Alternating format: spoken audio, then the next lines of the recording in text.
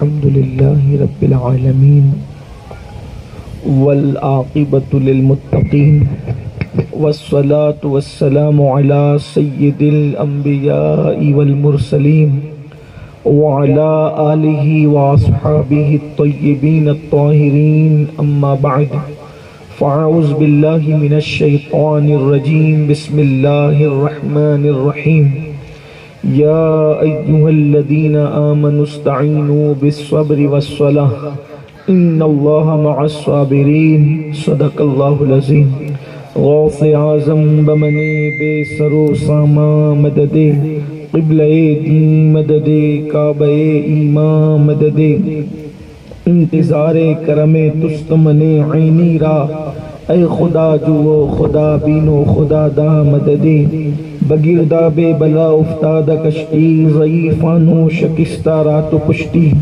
بحق کے خواجہ عثمان ہارون مدد کن یا معین الدین چشتی مدد کن یا معین الدین چشتی مدد کن یا معین الدین چشتی۔ ممبر پر رونق افروز برادر بزرگ برادر اکبر حضرت علامہ حافظ و قاری محمد امین رضوی صاحب خلیفہ حضور اشرف الفقہاء، وہ پیر طریقت حافظ و قاری حافظ محمد فاروق چشتی صاحب مدظ اللہ العالی، اور اس زمین پر ایک طویل عرصے سے دین و سنیت کی خدمت کرنے والے عالم دین حضرت علامہ شعیب رضا صاحب رضوی مدظ اللہ العالی، وہ جمیع علماء کرام حاضرین محفل پردہ نشین ماؤں اور بہنوں السلام تمہارے لیے مکین و مکان تمہارے لیے چنین و چنا تمہارے لیے بنے دو جہاں تمہارے لیے یا رسول اللہ دہن میں زباں تمہارے لیے بدن میں ہے جان تمہارے لیے ہم آئے یہاں تمہارے لیے اٹھے بھی وہاں تمہارے لیے یہ مرحمتیں کہ کچی متیں نہ چھوڑی لتیں نہ اپنی گتیں قصور کریں اور ان سے بھریں قصور جنا تمہارے لیے صبا وہ چلے کہ باغ پھلے وہ پھول کھلے کہ دل ہو بھلے لوا کے تلے ثنا میں کھلے رضا کی زباں تمہارے لیے۔ آج کی یہ محفل اصلاح عقائد و اعمال کے حوالے سے انعقاد پذیر ہے، اور مجھ سے پیشتر آپ نے بڑا خوبصورت بیان نماز کی اہمیت و افادیت پر اسی آیہ کریمہ کے ضمن میں سماعت کیا جو میں نے تلاوت کرنے کا شرف حاصل کیا۔ برادر عزیز مجاہد اہل سنت جناب سید نوری صاحب اور ہم لوگ کمرے میں بیٹھے ہوئے تھے، تو میں نے بھائی سے عرض کیا کہ کمرے میں بیٹھنے کی بجائے حافظ صاحب قبلہ کا بیان چل کر کے سنتے ہیں، کچھ اپنی بھی اصلاح کے جو ہے وہ اسباب پیدا ہوں گے۔ یقیناً ہمارے حافظ صاحب قبلہ اس دور سے دین و سنیت کی خدمت کر رہے ہیں۔ حافظ امین رضوی صاحب جب ہم لوگوں کے چہروں پر داڑھی کے بال بھی نہیں اگے تھے، اور الحمدللہ اس مرد قلندر کی خدمات صرف سورت ہی نہیں بلکہ سورت سے لے کر کے ودربھا خاندیش اس سب سرزمین پر ہے، اور حافظ صاحب کی تقریر اور گفتگو کا سب سے نمایاں اور خوبصورت پہلو یہ ہے کہ حافظ صاحب کی گفتگو کو اگر کوئی جو ہے وہ وقت کا جج سنے تو اس کو بھی سمجھ میں آئے گی، اس کو سمجھانا تو کوئی کمال کی بات ہی نہیں کیونکہ وہ سمجھدار ہے، لیکن حافظ صاحب کی گفتگو کسانوں کے بھی بالکل دماغ میں جا کر کے پھٹ بیٹھ جاتی ہے، تو یہ ان کا کمال ہے۔ اور انہوں نے گفتگو کی آپ کے سامنے جس آیہ کریمہ اسی آیہ کریمہ کو، اس لیے کہ انہوں نے وقت کی قلت کو دیکھتے ہوئے جو ہے وہ اپنی گفتگو کو ادھوری ختم کر دیا، اور انہوں نے کچھ ذمہ داریاں گویا کہ اشاروں میں مجھ پہ ڈال دی۔ میں ان کے شروع کیے ہوئے عنوان کو انہی کی اجازت سے جو ہے وہ مکمل کرنے کی سعادت حاصل کروں گا۔ یاد رکھیے اس وقت روئے زمین پر آپ جس خطے کی طرف رخ کریں، چاہے وہ ایشیا کا علاقہ ہو، افریقہ کا علاقہ ہو، یورپ کا علاقہ ہو، کسی زمین پر آپ دیکھیں آپ چونکہ انٹرنیٹ کی دنیا سے، میڈیا کی دنیا سے، اور آپ حضرات جو ہے وہ نیوز کی دنیا سے بہت زیادہ قریب ہیں، اور دنیا اب سمٹ کر کے لوگوں کی مٹھی میں آ گئی ہے، تو آپ کو پتہ ہوگا عرب کی زمین ہو یا عجم کی زمین ہو، مسلمان کہیں سکون، چین اور اطمینان کی سانس نہیں لے پا رہا ہے۔ کہیں پر مسلمانوں کے گھروں پر بلڈوزر چل رہے ہیں، کہیں پر مسلمانوں کی عبادت گاہوں پر بلڈوزر چل رہے ہیں، کہیں پر مسلمانوں کی بستیوں سے دھواں اٹھ رہا ہے، کہیں پر مسلمانوں کی بچیوں کی آبرو لوٹی جا رہی ہے، کہیں پر مسلمانوں کو ایجوکیشن کے اعتبار سے کاٹنے چھانٹنے کی کوشش کی جا رہی ہے، کہیں پر مسلم صلاحیتوں کو زنگ لگانے کی کوشش کی جا رہی ہے، کہیں پر مسلمانوں کو غریب، مفلس اور نادار کر کے ان کو غلام بنانے کی کوشش کی جا رہی ہے۔ یہ کن کن ممالک میں ہو رہا ہے؟ کسی ایک دو ملک کی بات نہیں، یہ پوری دنیا کے حالات ہی ایسے ہیں۔ یعنی کسی ایک ملک کا رونا آپ نہیں رو سکتے۔ جہاں کلمہ پڑھنے والا بستا ہے، آپ کسی شہر کا نام لے لیں، کسی ملک کا نام لے لیں، کسی خطے کا نام لے لیں، آپ کو پتا چل جائے گا ہر جگہ مسلمان ستم رسیدہ ہے، ہر جگہ مسلمان ستم تلے بلبلا رہا ہے، ہر جگہ مسلمان تڑپ رہا ہے۔ اور کہیں پر اگر حکمرانوں کی طرف سے یا اسلام دشمن طاقتوں کی طرف سے اگر مشکلات نہیں ہیں تو وہاں آسمانی مشکلات ہے، کہیں پر سیلاب ہے، کہیں پر زلزلے ہیں، کہیں پر آندھیاں ہیں، کہیں پر طوفان ہیں۔ اور ایسے حالات کے اندر کچھ لوگ جو ہیں سیاستدانوں کو کوستے ہیں۔ دیکھیے ہر ایک کی فکر الگ الگ ہوتی ہے، کوئی سیاستدانوں کو کوس رہا ہے، کوئی ماہرین معیشت کو کوس رہا ہے، کوئی ایجوکیشن کے اداروں کو کوس رہا ہے، لیکن سب کی طرف سے صرف نظر کرتے ہوئے حقائق کی دنیا میں اگر ہم آئیں تو جو کچھ کر رہا ہے، جو ظلم کرے گا وہ بھگتے گا، جو کسی کے آشیانے کو اجاڑے گا، جو کسی کے گھر کو تباہ کرے گا۔ ہمارے نبی صلی اللہ علیہ وآلہ وسلم نے یہاں تک ارشاد فرمایا اگر تم کسی چڑیا کے گھونسلے کو بھی اجاڑو گے تو اللہ تمہارے گھروں کو اجاڑ دے گا، اللہ تمہارے گھروں کو ویران کر دے گا۔ لوگوں کے گھروں کو اجاڑنے والوں کو یہ احساس ہونا چاہیے کہ زمین کے اوپر تم طاقتور نہیں ہو بلکہ میرا اللہ طاقتور ہے۔ فرعون نے ظلم کیا، دریا میں غرق کر دیا گیا، نمرود نے ظلم کیا، لنگڑے مچھر سے ہلاک کر دیا گیا، شداد خود کی بنائی جنت میں داخل نہ ہو سکا۔ ظلم کا انجام برا ہے۔ بخت نصر ایسی بدترین موت مرا ہے کہ آج بھی اس کی موت لوگوں کو دعوت عبرت دے رہی ہے۔ ابو جہل نے ظلم کیا، اللہ اکبر، کاٹ کر کے کنویں میں عبرت کے طور پہ پھینک دیا گیا۔ ابو لہب نے ظلم کیا، کئی دن تک کہ اس کے بیٹے بھی اس کی لاش کو دفنانے کی ہمت نہ کر سکے۔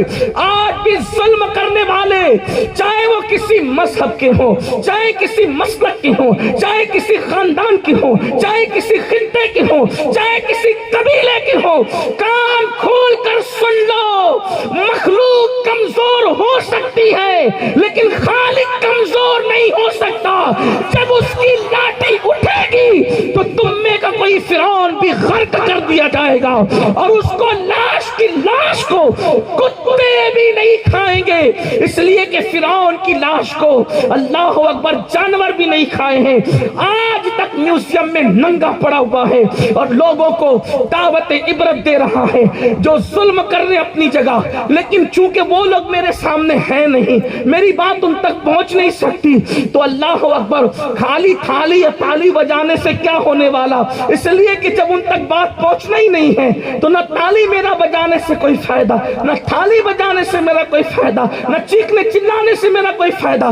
میرے سامنے آپ ہیں، اس لیے میں آپ کی بات کرنا چاہتا ہوں۔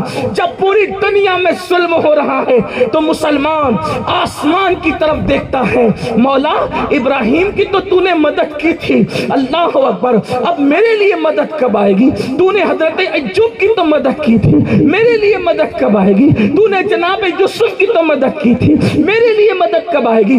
ہر مسلمان آسمان کی طرف نگاہ اٹھا کر دیکھ رہا ہے۔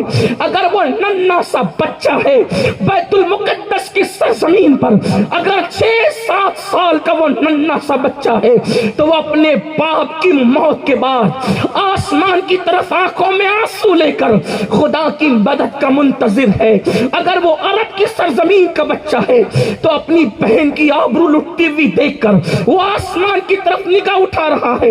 अल्लाह की मदद कब आएगी? मौला तू वही रब तो है ना कि तेरी शान कभी बदलती नहीं है। तू तगज्जुर से पाक है, तू तब्दीली से पाक है। ला जिद्द लहू वला मिद्द लहू वला मिस्ल लहू वला मिसाल लहू वला जवाब। न तेरी कोई जिद है, न तेरा कोई शरीक है, न कोई तेरा बराबर है, न कोई तेरा पार्टनर है, न कोई तेरी बीवी है, न कोई तेरे बच्चे हैं। लम यलिद वलम यूलद वलम यकुल लहू कुफुवन अहद।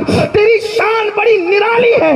इन्नल्लाह अला कुल्लि शैइन कदीर व तुइज़्ज़ु मन तशा व तुज़िल्लु मन तशा बियदिकल खैर इन्नका अला कुल्लि शैइन कदीर। तूलिजुल लैला फिन नहार व तूलिजुल नहार फिल लैल तुखरिजुल हज्ज मिनल मस्जिद व तुखरिजुल मस्जिद मिनल हय्य व तर्ज़ुकु मन तशा बिगैर हिसाब। तू वही तो है ना, तू किसी को इज्जत देता है, तू किसी को जिल्लत देता है। तू वही है जब तू रात लाता है तो दिन को समेट लेता है, जब तू दिन लाता है तो रात सिमट जाती है। इतनी बड़ी रात का सिया दुपट्टा, इतनी बड़ी रात की जुल्फे दराज आखिर कहां जाकर के सिमट जाती है?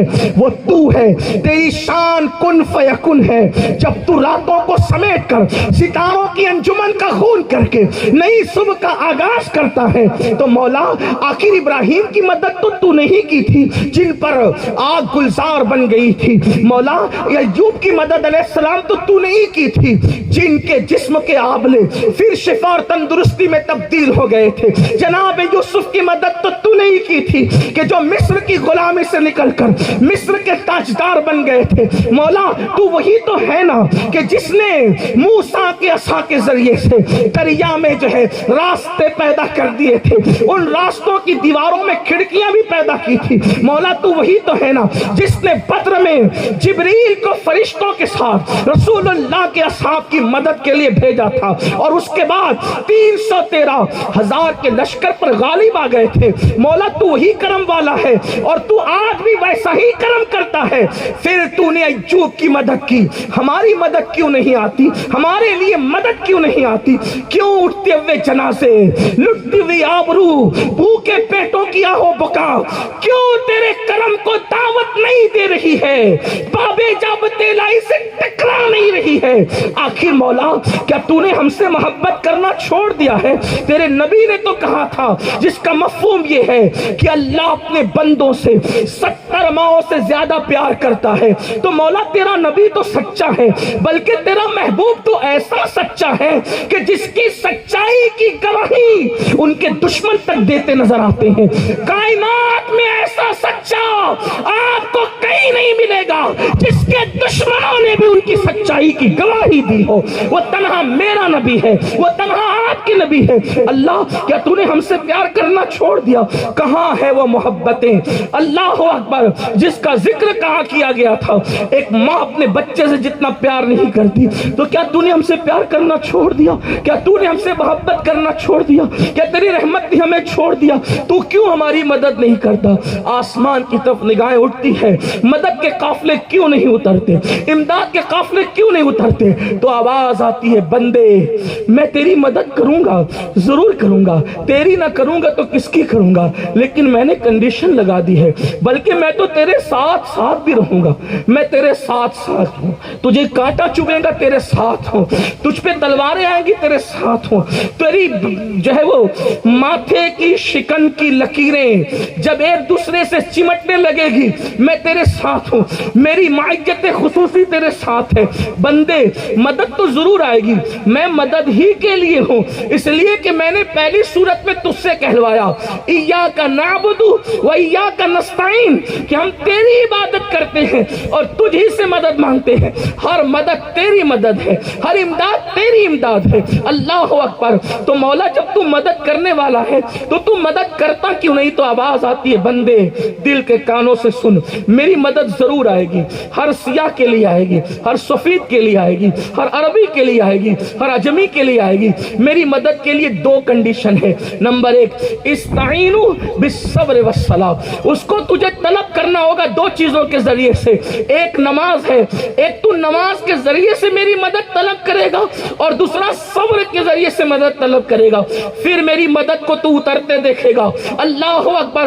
اصحاب کے لیے میری امداد خاص نہیں ہے، تو یہ دو کام کر لے، تیرے لیے بھی میری مدد نازل ہوگی، اب بھی نازل ہوگی، کیونکہ تیرا اللہ حی و قیوم ہے، تیرا رب قادر مطلق ہے، وہ تیری اب بھی مدد کرے گا. جس نے بدر میں مدد کی، جس نے احد میں مدد کی، جس نے خندق میں مدد کی، جس نے خیبر میں مدد کی، جس نے کربلا میں مدد کی، جس نے اللہ اکبر قادسیہ میں مدد کی، جس نے بیت المقدس کی، بلکہ آج تک ہر وقت مومنوں کی مدد، جس میں دو صفت ہوگی.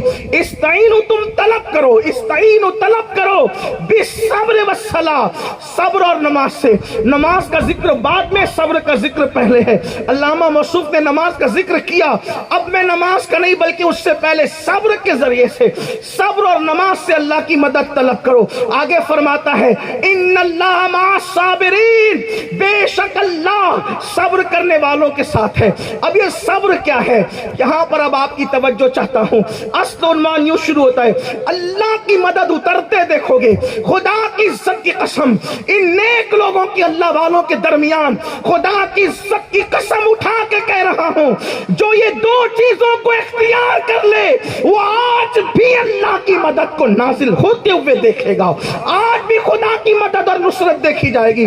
استعینوا، طلب کرو، بالصبر والصلاۃ، صبر اور نماز سے اللہ کی مدد طلب کرو. اللہ صبر کرنے والوں کے ساتھ ہے. اب یہ صبر کیا ہے؟ صبر کا ایک مفہوم بچپنے سے ہمارے ذہن میں گونج رہا ہے. ایکسیڈنٹ ہو جائے، اگر بچے کا باپ کو کہا جاتا ہے صبر کرو، صبر کا مطلب یعنی نہیں رونا، اس کا مطلب صبر ہے. میت ہو گئی، صبر کرو، نہیں رونا، اس کا مطلب صبر ہے. صبر اور رونے کا کوئی تعلق ہی نہیں ہے. صبر اور رونے کا کوئی تعلق ہی نہیں ہے. رونا بے صبری نہیں اور رونے سے رکنا صبر نہیں. صبر کسے کہتے ہیں؟ بس معاملہ یہی ہے، ہم نے نہ قرآن کو سمجھنے کی کوشش کی اور نہ ہم نے قرآن کی طرف کبھی توجہ کی. سب کی کتاب پڑھی، رب کی کتاب نہیں پڑھی. اور تنہا میرے اللہ کی کتاب ہے جس میں 6666 آیتیں ہیں. اور اس کا حال یہ ہے کہ کائنات بننے سے پہلے سے لے کر جنت میں داخل ہونے کے بعد تک کی ساری خبریں ان آیتوں میں موجود ہیں.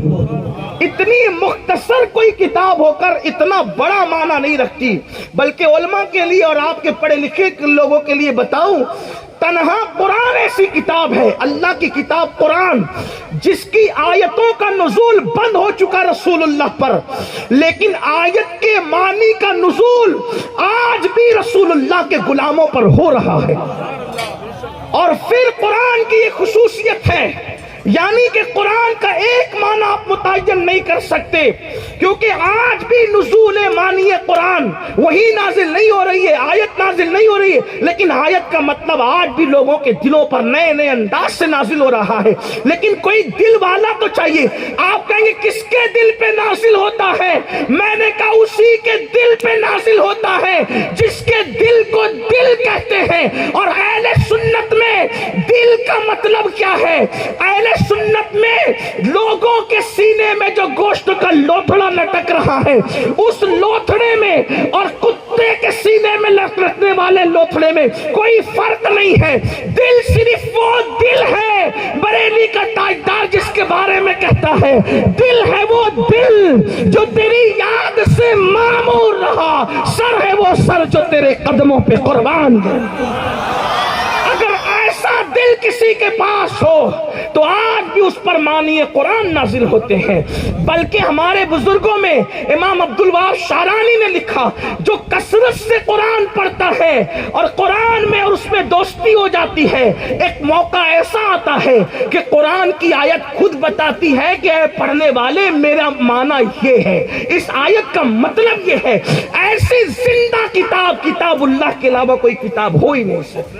لیکن آپ سے پوچھتا ہوں، اس کو تو ہم تیجے پہ پڑھتے ہیں، اس کو ہم چہلم پہ پڑھتے ہیں، اس کو ہم دکان کی اوپننگ پہ پڑھتے ہیں، کبھی تنہائی میں بھی پڑھا؟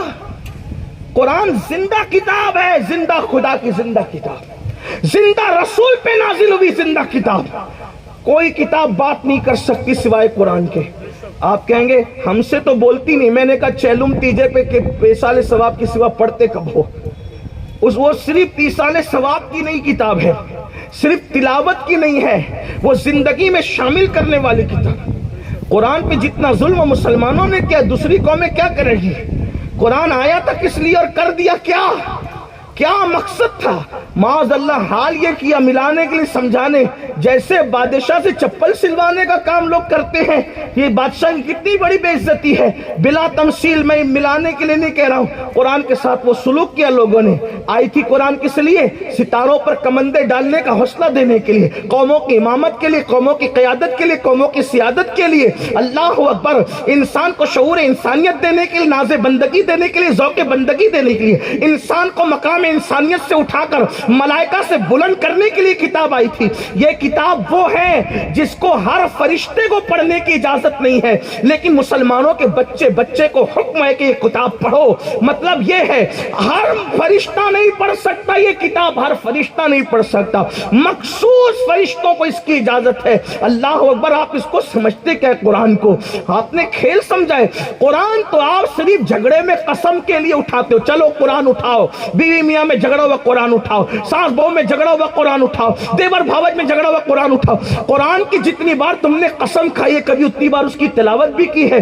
قرآن قسموں کے لیے رہ گیا، قرآن جہیز میں دینے کے لیے رہ گیا، قرآن تیجے اور چہلم اور دسویں بسوے کے لیے رہ گیا، قرآن دکانوں کی اوپننگ کے لیے رہ گیا۔ قرآن تو زندگی میں ڈالنے کے لیے تھا، قرآن تو زندگیوں میں شامل کرنے کے لیے تھا، قرآن تو اللہ اکبر، بلکہ ایک قرآن کو زندگی میں شامل کر کے کروڑوں قرآن مقدس کے سانچے میں ڈھلنے والی زندگیوں کے لیے تھا، لیکن قرآن کو کر کیا دیا گیا؟ بہرحال میں عرض یہ کر رہا تھا کہ صبر کا مطلب کیا ہوتا ہے؟ صبر کسے کہتے ہیں؟ رونا صبر کے خلاف نہیں، رونے سے رک جانا صبر نہیں۔ عجیب ہے، پھر میت پہ صبر کرے۔ صبر کا مطلب عربی زبان میں ہوتا ہے کسی چیز سے رکنے کو صبر کہتے ہیں، کسی چیز سے رکنے کو صبر کہتے ہیں۔ روزے کو بھی صبر کہتے ہیں، کیوں؟ اس لیے کہ روزے میں آدمی کچھ چیزوں سے رکتا ہے، کھانے پینے اور وظیفہ زوجیت سے رکتا ہے، اس کا نام ہے صبر۔ اسی لیے روزہ، میرے آقا فرماتے ہیں روزہ نصف صبر ہے۔ تو صبر کا مطلب ہوتا ہے کسی چیز سے رک جانا۔ اب میت پر کہتے ہیں صبر کر، اب اس کا کیا مطلب ہے؟ وہ بزرگوں نے کہا کس معنی میں تھا اور آج کی نئی نسل پہنچا اس کو کہاں گئی؟ صبر کر مطلب تیرے گھر میت ہو گئی نا تو اللہ کی نافرمانی میں کچھ ایسا کام مت کر جس سے اللہ ناراض ہو جائے، یعنی رک جا اس کام سے، صبر کر۔ اور ہم نے کیا کیا؟ اس کو رونے پہ محمول کیا۔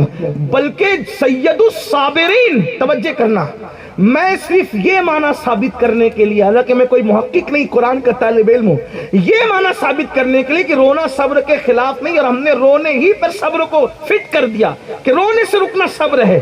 سید الصابرین رو رہے ہیں اور صبر نہ کرنے کے حوالے سے جو ہے وہ نفی فرما رہے، بات فرما رہے۔ جب میرے آقا کے شہزادے، آخری شہزادے سیدنا ابراہیم ابن محمد، ان کا وصال ہوا تو حضور اپنے شہزادے کو دفن کرتے ہوئے قبر میں لٹاتے ہوئے رو رہے تھے۔ صحابہ نے پوچھا یا رسول اللہ، آپ نے ہمیں میت پہ رونے سے منع فرمایا، آپ خود رو رہے ہیں۔ آقا فرماتے اس طرح کا رونا بے صبری نہیں ہے، یہ تو محبت کے آنسو ہے۔ اب پتا چلا کہ رونا صبر کے خلاف نہیں۔ پھر صبر کسے کا؟ یعنی کہ میت ہو گئی تو ایسی بات زبان سے نہ نکال جس سے اللہ نے منع کیا، نوحہ مت کر جس کو اللہ نے حرام کیا۔ غم کے اندر سب سے بدترین اللہ کو جو آواز لگتی ہے وہ نوحے کی آواز ہے، بین کی آواز ہے۔ مردے کی فضیلت بیان کر کر کے آپ پچھاڑے کھانا، ماتم کرنا، بال نوچنا، یہ سب حرام ہے۔ کا صبر کر۔ اب صبر کا مطلب کیا سمجھے؟ یعنی کسی چیز سے اپنے آپ کو روکنا، اس کا مطلب ہے صبر۔ شریعت کی اصطلاح میں صبر کسے کہتے ہیں؟ اللہ نے جن چیزوں سے رکنے کا حکم دیا اس سے رکنے کا نام ہے صبر۔ اب پتا چلا صبر کی تعریف اب کیا آ گئی؟ گناہ سے رکنے کو صبر کہتے ہیں۔ بات سمجھ میں آئی؟ गुनाह से रुकने को सब्र कहते हैं। अब कुरान कहता है अल्लाह की मदद कब आएगी? अल्लाह की मदद कब आएगी? इब्राहिम के किस्से को दोहराने की बात करने वाले, जरा हजरत इब्राहिम की जिंदगी तो देखना। अय्यूब की अलैहिस्सलाम जो मदद आई थी उनकी जिंदगी तो देख। जिन जिन की मदद खुदा ने की उनकी जिंदगी देख। न उनकी कभी नमाज छूटी और न कभी उन्होंने गुनाह किया। वो गुनाह से रुके रहे, वो गुनाह से रुके रहे। उनकी जिंदगी में कभी गुनाह नहीं। बना लो फहरिस्त जिन जिन की मदद आई है, देख लो उनकी जिंदगी को चेक करके। वहां नमाज भी मिलेगी और गुनाहों से परहेज भी मिलेगा। जब ये दो चीजें उन्होंने की तो अल्लाह की मदद आ गई। आज भी अल्लाह की मदद आएगी। रुको गुनाह से, पढ़ो नमाज, नमाज कायम करो। अल्लाह फरमाता हम सब्र करने, गुनाह से बचने वालों के हम साथ हैं। देखो कुरान की एक तफसीर ये भी है, ये जो कहते हैं ना सब्र करने वालों के हम साथ हैं। आप देखें इमाम हुसैन की मदद आई कि नहीं आई? यजीद गुनाहों पर था, इमाम हुसैन की जिंदगी में गुनाह कहाँ है? देखिए, ढूंढिए, तलाश कीजिए। नमाज के भी पाबंद है, गुनाह से भी बच रहे। और कैसे बच रहे? वादा खिलाफी भी नहीं कर रहे। कैसे बच रहे? घर की औरतें जो है वो बेपर्दगी मजाल है कोई कर ले।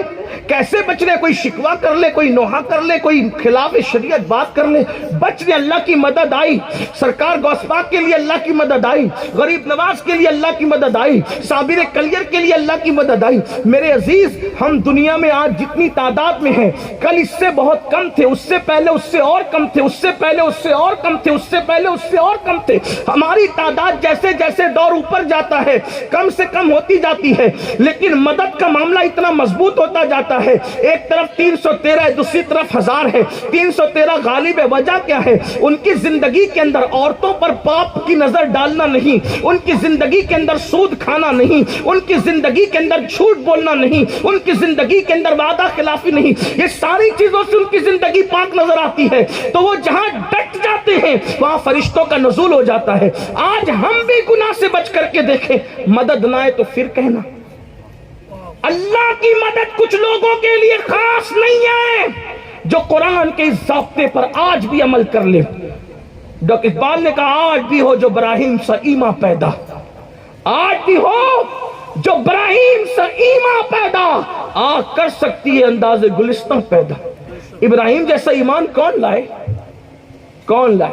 बकरीद का जमाना आता है तो बछड़े पर जो है वो कुर्बानी करना लोगों की जान पे आती है। यही है ना, आए बाएं ताएं शाएं बच्चे की शादी करना, ये करना है वो करना है, कितने बहाने निकालते हैं लोग। और जितने कुर्बानी करते भी हैं, शायद तलोदा वाले ऐसे नहीं है, मगर मैं बात कर रहा हूं, पूरी दुनिया में बात पहुंचती है अल्लाह के करम से। जो करते हैं पहली बात तो आए बाएं शाएं करते हैं, फिर जो कुर्बानी करते हैं उनमें कितने परसेंट लोग हैं जो अल्लाह के लिए करते हैं और कितने लोग गोश्त के लिए करते हैं। जानवर खरीदने जाते हैं तो कसाब से पूछते हैं कितना किलो निकलेगा? अरे तुझे क्या पड़ी कितने किलो निकलेगा? अल्लाह तक तो गोश्त तो पहुंचता नहीं, फिर तू पूछता क्यों कि कितना किलो निकलेगा? वहां तो किलो का मामला नहीं है, वहां तो तसर्रुन नाज़रीन का मामला कि जानवर देख तो एक नजर में जानवर तुझे पसंद आ जाए। क्यों? इसलिए कि अल्लाह जमील युहिब्बुल जमाल, वो हुस्न वाला है और हुस्न को पसंद करता है। वहां तो गोश्त पहुंचते ही नहीं। बताओ ना कितने लोग अल्लाह के लिए कुर्बानी करते हैं और कितने लोग फ्रिज भरने के लिए कुर्बानी करते हैं। हंसने की बात नहीं है। हमने अल्लाह के लिए आज तक किया क्या वो बताओ। आप कहते हैं अल्लाह की मदद आएगी, क्या किया अल्लाह के लिए? अल्लाह के लिए आज तक क्या किया? ज़कात दी इसलिए कि माल महफूज हो जाएगा, क्योंकि रसूलुल्लाह ने फरमाया चोरी से माल महफूज हो जाएगा। बिल्कुल अच्छी बात है, लेकिन ये सोच के दिया कि अल्लाह राजी हो जाएगा। सदका इसलिए दिया कि बला टल जाएगी। जो रियाकारी करते हैं उनका तो तस्करा ही नहीं करो, जो मुखलिस है उनकी बात करो, बला टल जाएगी। कभी ये सोचा कि अल्लाह राजी हो जाएगा सदका देने से? सोचे ना आप। अगर हमने माज़अल्लाह दुआएं भी की, नमाजें भी पढ़ी, ये कि मौलाना ने कहा कि नमाज पढ़ने से रोजी में बरकत होती है, अभी तक रोजी के लिए उलझा हुआ है नमाज में। रज़्ज़ाक़ के लिए नमाज कब पढ़ेगा? कब से रोजी के लिए पढ़ रहा है, रज़्ज़ाक़ के लिए कब पढ़ेगा? वल्लाह नमाज रोजी के लिए नहीं है, नमाज तो रज़्ज़ाक़ के लिए है। कोई रज़्ज़ाक़ के लिए नमाज पढ़ कर देखे, वो मंतों को सुल्तान न बना दे तो फिर कहना है। لیکن آپ نے اتنی بڑی چیز کو اتنا سمیٹ دیا، اللہ کے لیے کیا کیا؟ چندہ دیا تو سیٹ صاحب مخیر قوم ملت کہلانے کے لیے، خطاب کیا تو خطیب کہلانے کے لیے، علم کا مسئلہ بتایا تو اہل علم کہلانے کے لیے۔ مجھے بتاؤ اللہ کے لیے کیا کیا، جبکہ رسول اللہ سے کہلوایا جا رہا ہے وَمَحْيَايَ وَمَمَاتِي لِلَّهِ رَبِّ الْعَالَمِينَ۔ اے محبوب کہہ دو کہ میرا جینا بھی اللہ کے لیے ہے، میرا مرنا بھی اللہ کے لیے۔ ہم نے اللہ کے لیے کیا کیا آج تک؟ مجھے بتائیں تو یہ امت زوال پذیر نہ ہوتی۔ بہرحال گفتگو بہت طویل ہو رہی ہے، میں گفتگو کو سمیٹوں۔ گناہ سے بچو، جہاں گناہ ہے وہاں فنا ہے۔ یہ سب ان کی کوئی اوقات نہیں، یہ سب کٹ پتلیاں یہ ابھی ختم ہوگی۔ جیسے ہوا میں غبار اڑتا ہے ویسے ظالم اڑتے ہوئے نظر آئیں گے۔ مسلمان دو چیزیں، ایک میرے دوستوں نے کہا مجھ سے امین بھائی حالات بڑے خراب ہے دنیا کے، جیل بھرو تحریک شروع کرتے ہیں۔ میں نے کہا بس کر یار، دوست تھا قریبی، میں نے کہا آج جیل بھرو تحریک کی ضرورت نہیں ہے مسلمانوں کو، آج مسجد بھرو تحریک کی ضرورت ہے۔ ہاں کوئی ضرورت نہیں ہے میں جیل بھر، ہمیں مسجد بھرو تحریک شروع کرنا چاہیے اور مسلمانوں کو نمازی بناؤ۔ کہا کہ بہت پڑھ رہے نماز۔ میں نے کہا ان کو کتنوں کو وضو آتا ہے، کتنوں کو غسل آتا ہے، ذرا چیک کر۔ وضو کرنا نہیں آتا، آج جناب تہجد گزار بھی ہے، داڑھی پہ ہاتھ میرے کہتے ہیں کہ 20 سال سے تہجد کی چھوٹی طرح وضو ہی نہیں ہے نا، تو کیا تہجد پڑے گا؟ میں آپ کو کوئی ذلیل کرنے نہیں آیا۔ ہمارے آقائے نعمت حضور سیدی مفتی اعظم رحمت اللہ تعالی علیہ جب وضو فرماتے تھے تو وضو کرنے میں ان کو کئی منٹ گزرتے تھے، نماز پڑھنے میں جلدی کرتے تھے، وضو میں بڑی تاخیر کرتے تھے۔ کسی نے پوچھا اتنا ٹائم کیوں لگاتے؟ تو کہا کہ بیٹا یہ کنجی ہے، نماز کی کنجی وضو ہے، تو کنجی نہیں ملے گی تو پھر تالا کیسے کھلے گا؟ اور ہم لوگ ایسے اٹافٹ پٹافٹ ایسے آتے، منہ پہ چھپکے مارتے۔ بلکہ بڑی معذرت کے ساتھ میرے عزیز، اگر شریعت کے اصول پہ پرکھے نہ تو ہماری طہارتیں بھی درست نہیں ہیں، بڑی معذرت کے ساتھ۔ آپ بتاؤ جو مسلمان طہارت سے نہیں ہے اس کے گھر میں رحمت کے فرشتے ہیں۔ کمپیوٹر سیکھا، اسکول سیکھا، مدرسہ سیکھا، یہ سب سیکھا، کبھی طہارت بھی نہیں سیکھی، جس کے بارے میں اللہ کے رسول نے فرمایا کہ صفائی آدھا ایمان، طہارت آدھا ایمان ہے، آدھا ایمان فرمایا، کبھی سیکھا؟ حالانکہ طہارت سے لے کے غسل تک، غسل سے لے کے نماز تک، یہ سب چیزیں صرف 2 گھنٹے کا کام ہے۔ صرف کوئی اچھے عالم کی صحبت میں بیٹھ جائے تو 2 گھنٹے میں وہ طہارت سے نماز مکمل سکھا دے۔ ہم نے کئی مرتبہ قافلے میں لوگوں کو 2 گھنٹے میں یہ باتیں بتائی، یعنی اتنی بتا دی کہ طہارت، وضو، غسل، نماز سے ہو جائے۔ لیکن کوئی سیکھنے والا تو چاہیے۔ میں یہ نہیں کہتا کمپیوٹر نہ سیکھو، بالکل سیکھو، سب سیکھو، لیکن جو وضو اور طہارت جو ہے نماز کی کنجی تھی، ہم نے اس کو سیکھے۔ نماز بھی نہیں سیکھا، سائیکل چلانا سیکھا، جب تک سیکھا نہیں تب تک سائیکل چلائی نہیں، جب تک بائک سیکھا نہیں بائک چلائی۔ ہر کام ہم نے سیکھ کے کیا، جو کام بغیر سیکھے کیا وہ نماز تھی۔ اور ایک طرف 2 رکعت نماز رکھو اور ایک طرف پوری دنیا کی حکومتیں رکھ دو ایک پلڑے میں، 2 رکعت نماز کا مقابلہ پوری دنیا کی نعمتیں نہیں کر سکتی۔ ایون اگر آپ جنت کو بھی اس میں شامل کر دیں، اس پڑھنے میں جنت کو، میں ذمہ داری سے اگر اس کو اس میں جنت کو بھی شامل کر دیں تو وہ 2 رکعت نماز کا مقابلہ جنت بھی نہیں کر سکتی۔ آپ کہیں گے وہ کیوں؟ میں نے کہا اس لیے کہ جنت میں بندوں کی خوشی ہے، وہ 2 رکعت میں مولا کی خوشی ہے۔ ہاں، تو مولا کی خوشی اور بندے کی خوشی میں فرق ہے۔ اور ہم نے اس نماز کو بغیر سیکھے پڑھا، تو گناہ سے بچو، اللہ کی مدد آئے گی۔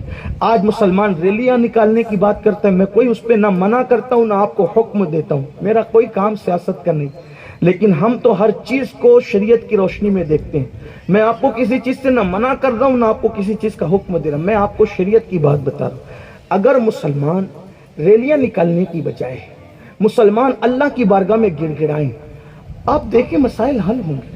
ہمارے مسائل کا حل گناہ کو چھوڑنے میں ہے، ہمارے مسائل کا حل نماز کی پابندی میں ہے۔ آپ دیکھیں، صرف اتنا اندازہ کریں، اپنی گفتگو سمیٹتی ویس کروں، ہم اپنے آپ میں ڈوب کر سوچیں وہ کون سا گناہ ہے جو ہم لوگ نہیں کر رہے ہیں، اتنا سوچ لو بس۔ حرام کھانے سے لے کر عورتوں پر پاپ کی نظر ڈالنے تک، یہ کان کبھی دل چاہتا ہے کہ ان کانوں کے بارے میں یہ نہ کہہ دیں کہ کان بہرے ہو جائیں، کیونکہ کوئی آ کر کے کہتا ہے کہ دیکھو وہ ادھر سسر نے بہو کے ساتھ بدی کر لی، یہ دن بچے تھے مسلمانوں کو دیکھنے. لوگ کہتے ہیں آپ ایسی بات کرتے ہیں. میں نے کہا کہ یہ حقائق ہیں, ہم عوام میں رہتے ہیں, ہمیں پتہ ہے مسائل. لوگ آ کر کے پوچھتے ہیں سالی کے ساتھ بیوی کی موجودگی میں نکاح حرام ہے. نکاح کے ساتھ وہ آتی تو حرام تھی, بغیر نکاح کے اٹھا کے رکھ لی. یہ مسلمان کر رہے ہیں, سود کے دھندے مسلمان کر رہے ہیں, شراب کے دھندے مسلمان کر رہے ہیں. کیا وہ دن تھا کہ کافروں کی بیٹیوں کی عزت کی جب کوئی حفاظت نہیں کر پاتا تھا تو عزت کی حفاظت کے لیے مسلمانوں کو بلایا جاتا تھا. مسلمانوں کی نگاہوں میں اتنا تقدس تھا, اتنی پاکیزگی تھی. کیا ہو گیا؟ پیٹ میں حرام, آنکھوں میں حرام, کان حرام سننے کو بیتاب, کانوں میں ایئر فون لگے ہیں. باپ اور بیٹا دونوں بیٹھ کر کے گندی فلم دیکھ رہے ہیں. جو ہے وہ بچی کو, جوان بیٹی کو ماں لے کر کے سیریل دیکھ رہی ہے, ہیرو ہیروئن کے بھگتے بھگاتے ہوئے مناظر کو. بیٹیاں نہ بھاگے گی؟ آپ مجھے بتائیں کہ ہمارے گھر سے لے کر کے ہمارے آفس تک اور ہمارے آفس سے لے کر ہماری مسجد تک دین کہاں ہے؟ کہاں ہے دین؟ بلکہ لوگ کل مسجد میں جاتے تھے تو گناہ سے محفوظ رہتے تھے, اب تو لوگ مسجد میں بیٹھ کے بھی گناہ کر رہے ہیں. جو قوم مسجد میں بیٹھ کے گناہ کرے اس قوم کی تباہی اور بربادی نہیں ہوگی. آج مسلمانوں تمہارے گھروں پہ بلڈوزر چل رہے, تمہارے گھر اجڑ رہے تو تمہیں اتنی تکلیف ہو رہی ہے. پھر کہتا ہوں اجاڑنے والوں کے ساتھ میں کبھی نہیں ہوں. میں نے کہہ دیا کہ ظلم کرنے والوں کا انجام کیا ہے, لیکن آپ سے پوچھتا ہوں کبھی انصاف کی ایمان لگتی تو سوچا ہوتا. آج تمہارے گھر اجڑ رہے ہیں تو تمہیں اتنی تکلیف ہو رہی ہے. صدیوں سے تم نے اللہ کے گھروں کو اجاڑ رکھا ہے, خدا کے گھر سجدوں کو ترس رہے ہیں. کتنی مسجدیں ہیں, تلودا کی مسجد سے لے کر دلی کی جامع مسجد تک کتنے لوگ نماز پڑھتے ہیں؟ ذرا بتاؤ تو صحیح, مجھے بتاؤ نا کتنے لوگ نماز پڑھتے ہیں. اللہ کا گھر ویران ہوتا ہوگا تو اللہ کو اذیت نہیں پہنچتی ہوگی؟ جو خدا کے گھروں کی بہاروں کو لوٹ لے اور پھر تصور کرے کہ اللہ انہیں بہاریں عطا کرے گا, یہ خام خیالی ہے. اور یاد رکھنا, کتنی بھی طاقت اور قوت اکٹھا کر لو, جس قوم کے اندر سجدے نہیں اور جس قوم کا دامن گناہوں سے پاک نہیں, اس قوم کو اللہ کی مدد کبھی حاصل نہیں ہو سکتی. آؤ اللہ کی مدد کے طالبوں, صبر کا دامن پکڑو. اور صبر کون سا؟ وہ رسمی اسمی نہیں جو آپ میت کے موقع پہ کہتے ہیں. صبر وہ جو رسول اللہ نے فرمایا, گناہ سے بچو. دیکھو اس کی ایک مثال بتاتا ہوں, گناہ سے بچنے کو صبر کیوں کہتے ہیں. توجہ کر, سمجھانے کے لیے کوئی بدی کی بات نہیں, اور اللہ رسول حق بیان کرنے میں حیا نہیں کرتے, اس لیے ہمیں بھی حکم ہے.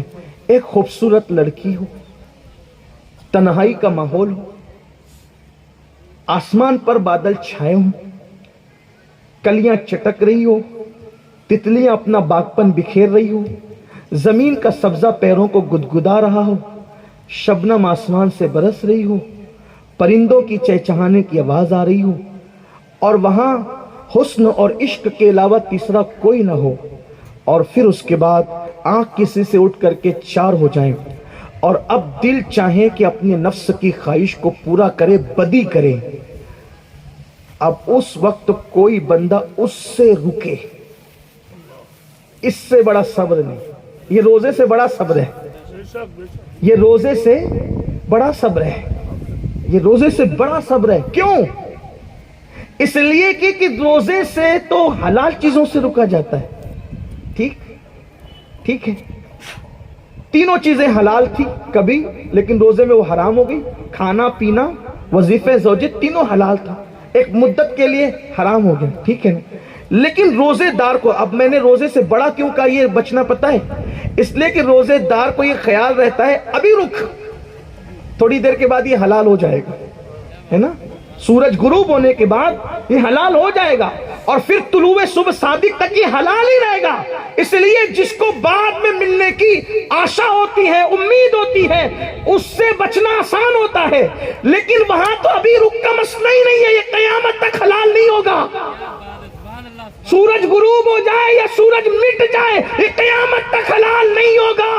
اس وقت بندہ صبر کرے یہ سوچ کر کہ میرے اللہ نے منع کیا ہے، اب وہ نظر کو جھکا لے، اس لیے کہ سینیریو ایسا بنا ہوا ہے، ماحول ایسا بنا ہوا ہے، رومانیت ہے، اللہ اکبر، پورا ماحول جو وہ رومانیت میں ڈوبا ہوا ہے۔ اب گناہ سے روکنے والی کوئی چیز نہیں، صرف ایک خیال آتا ہے کہ اللہ دیکھ رہا ہے، بس وہ نظر جھکا لے۔ اللہ فرشتوں سے کہتا ہے جنت نعیم اس پر واجب کر دی گئی ہے، اسے جنت نعیم کا مستحق بنا دیا گیا ہے۔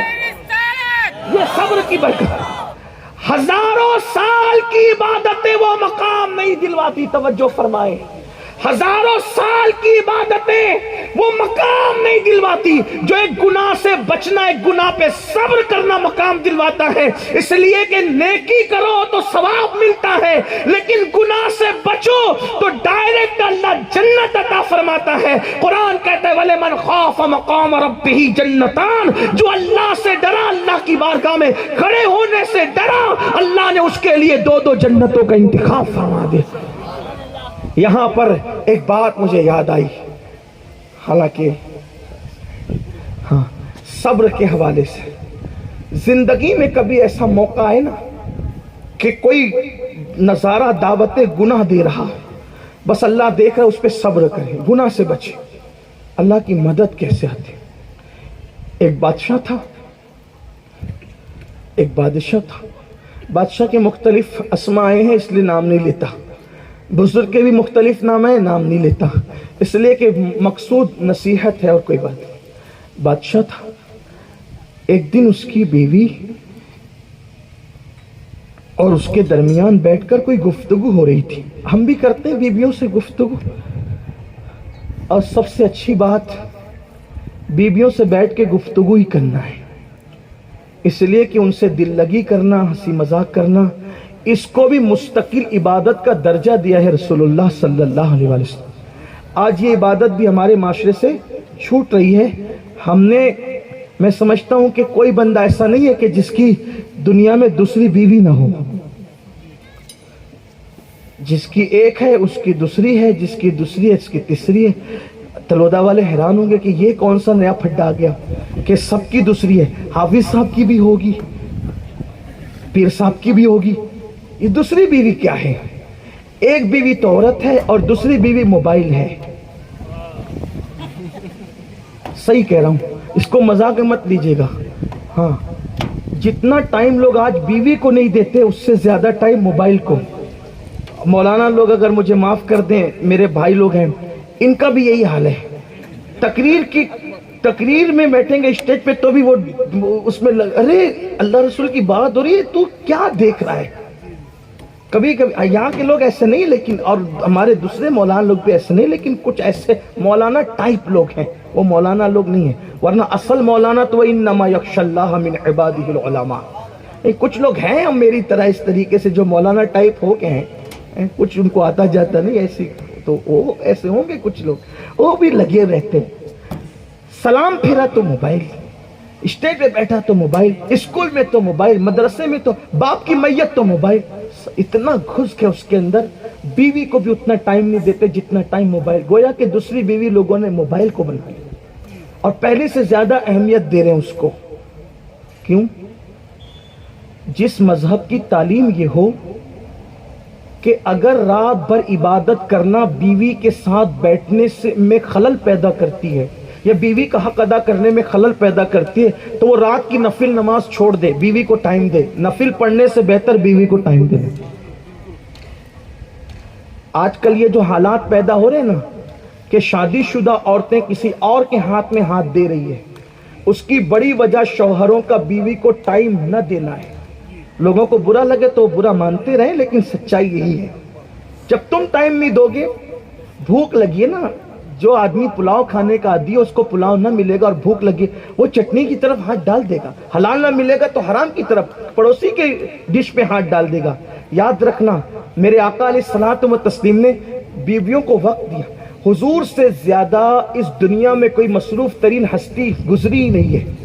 اتنے مصروف، اتنے مصروف، اتنے مصروف لیکن حضور علیہ السلام نے اپنے وقت کے 3 حصے کیے تھے، جس میں سے ایک حصہ اللہ کے رسول اپنی بیویوں کو ازواج پاک کو دیتے تھے، اور ان کے درمیان صرف ایسا نہیں کہ کھانا لا دو، بستر بچھا دو، بس ختم، نہ، بلکہ حضور علیہ الصلوۃ والتسلیم کے گھر میں جو گفتگو ہوتی تھی ساری انجمنیں سمٹ آئی تھی۔